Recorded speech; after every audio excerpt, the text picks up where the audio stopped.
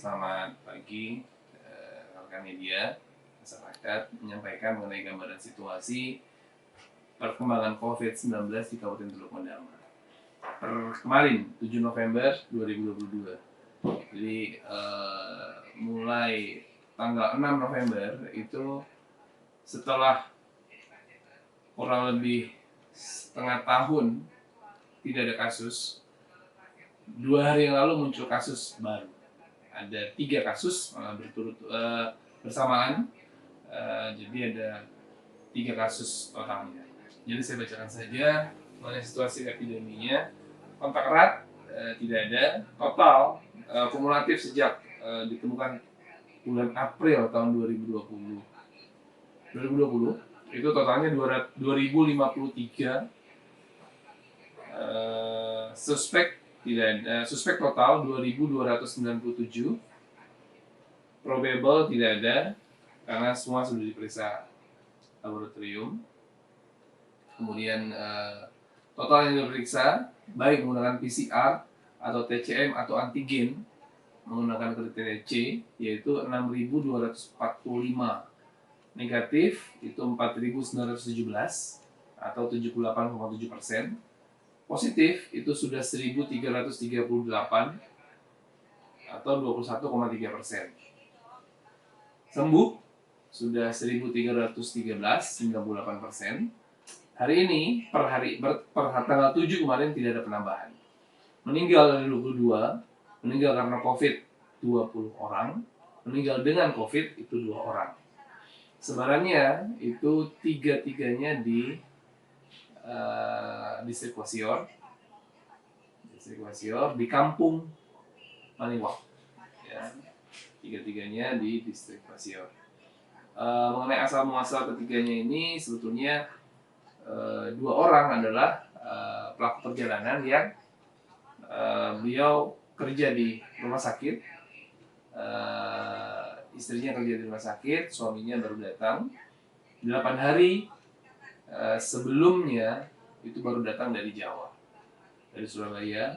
Kemudian saya sampai di sini 8 hari kemudian memeriksakan diri karena flu, ya, karena gejala ringan ternyata positif COVID, sehingga yang bersangkutan mengisolasi mandiri.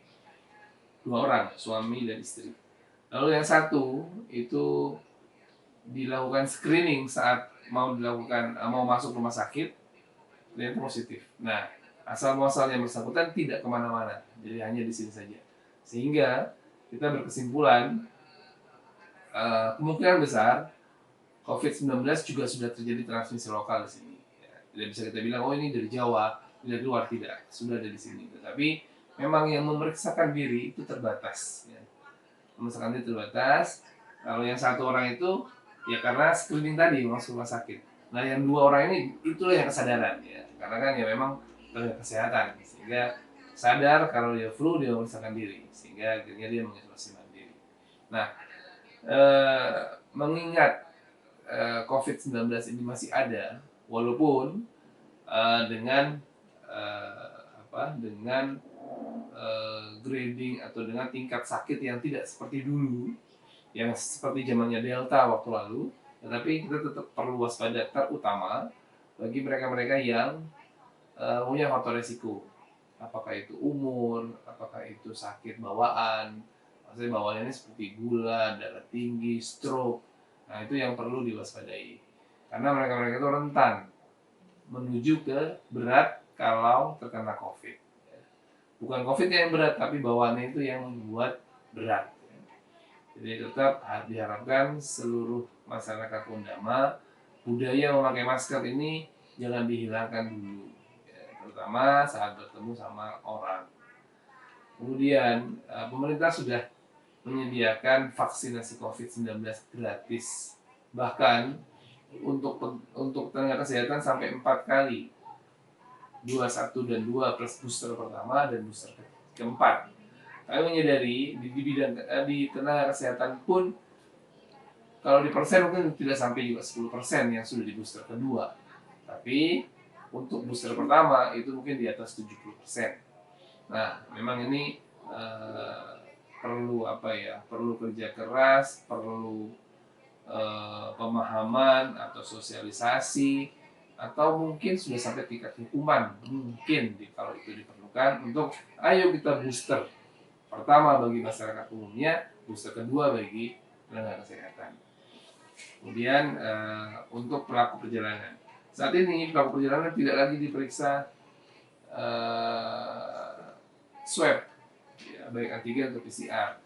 Tidak juga jarang ditanyakan mengenai status imunisasi, status vaksinasi, sehingga pentingnya adalah kesadaran masing-masing orang. Dan bagi pemerintah tentu sosialisasi. Jadi saya sebagai juru bicara menyampaikan pentingnya tetap menjaga protokol kesehatan, yaitu memakai masker, menjaga jarak, kemudian cuci tangan, ya, dan sangat pentingnya vaksinasi.